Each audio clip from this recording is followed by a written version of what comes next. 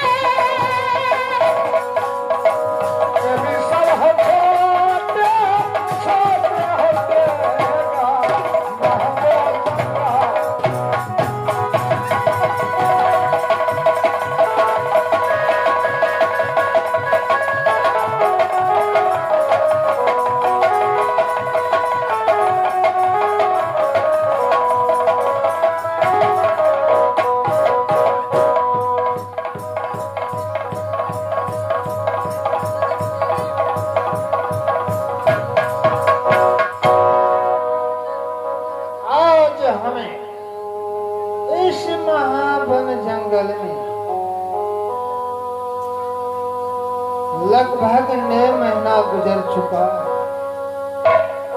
पर बिजली सिंह के मैंने कहा जो बिजली सिंह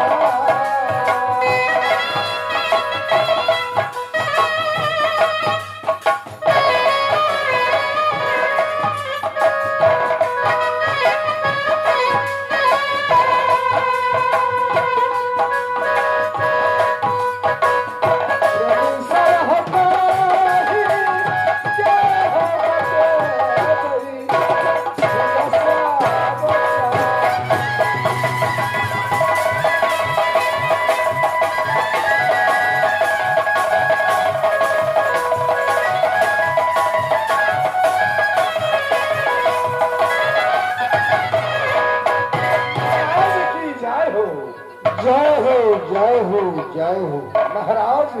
बिजली सिंह, मैंने खुशखबरी लेकर के आया महाराज। अच्छा, महारानी को गर्भपात होने वाला था, इसलिए गर्भपात होने से पहले ही मैं महामूल जंगल को रवाना हो गया और सोचा कि महाराज को यह खुशखबरी सुना दूं, किंतु महाराज ये मैं नहीं जान सका पुत्र है या पुत्री। अच्छा, तुम्हें मालूम नहीं हुआ? नहीं महाराज, जब गर्भ पात्र होने की समय आया, अरे तो मैं यह खुशखबरी से अब तुम देर नहीं करो, मैं समझ गया। अब फौरन चलो यहाँ से। क्यों नहीं मैं महाराज? सुंदरपुर के चलता हूँ। अवश्य चलिए महाराज।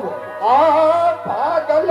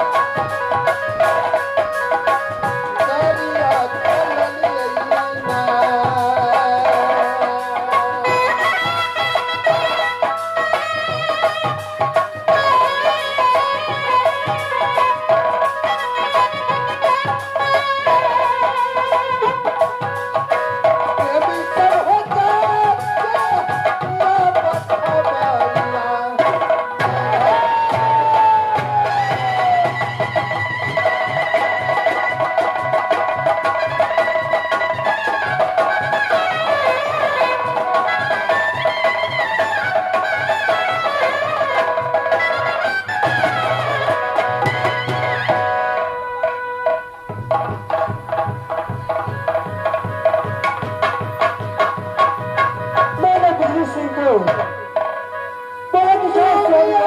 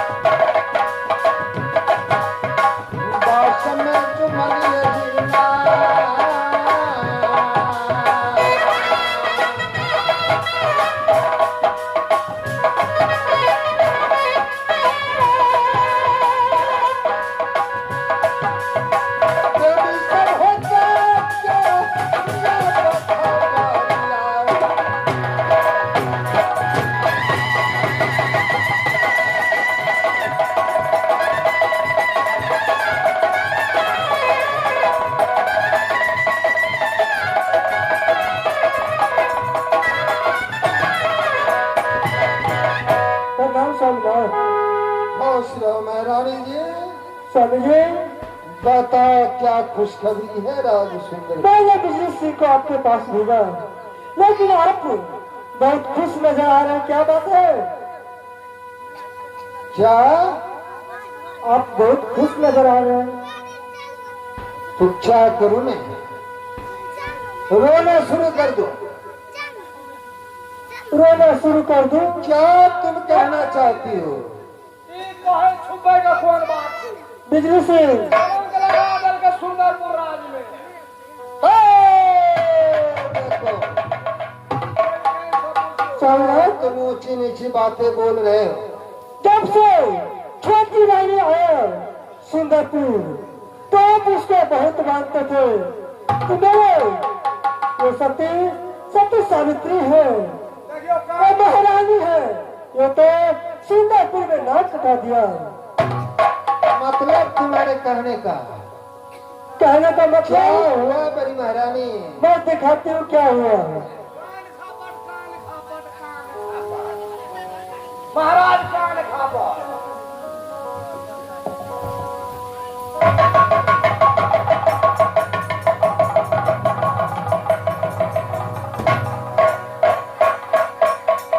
तो क्या फैसला ना कटा देना प्यारी महारानी,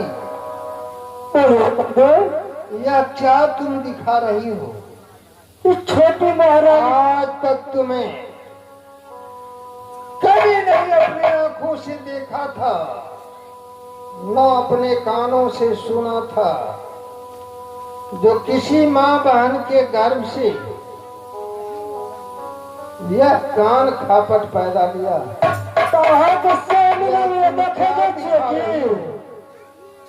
छुपाल गफा देखे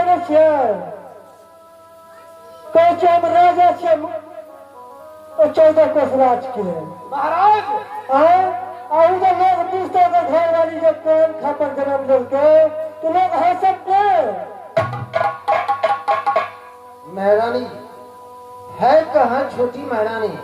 कहाँ पर है छोटी महारानी?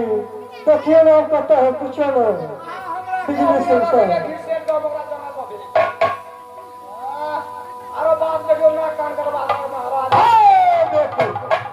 जाओ पहले सामने बुला कर ले आओ।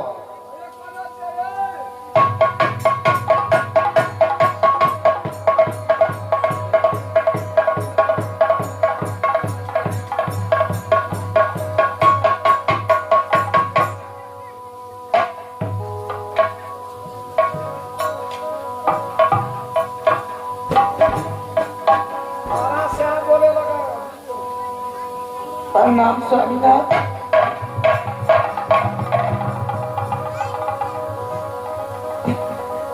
महारानी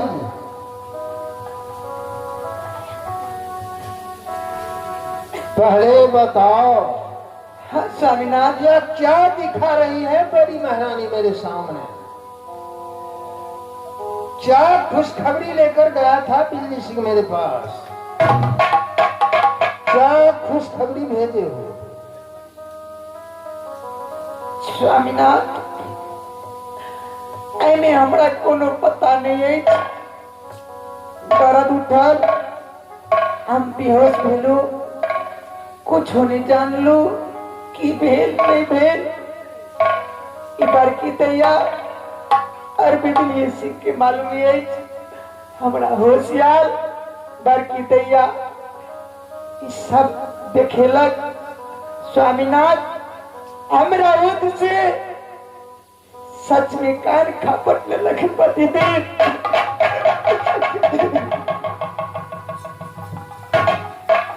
सुनिए ना, आप विश्वास भेल। महारानी जी, ऐसा तो आज तक मैं कभी नहीं देखा था, न कभी अपने कानों से सुना था, जो किसी माँ बहन के गर्भ से यह कान खापट पैदा लेता। यह क्या दिखा रही हूँ मेरे कर्म में विवाह का?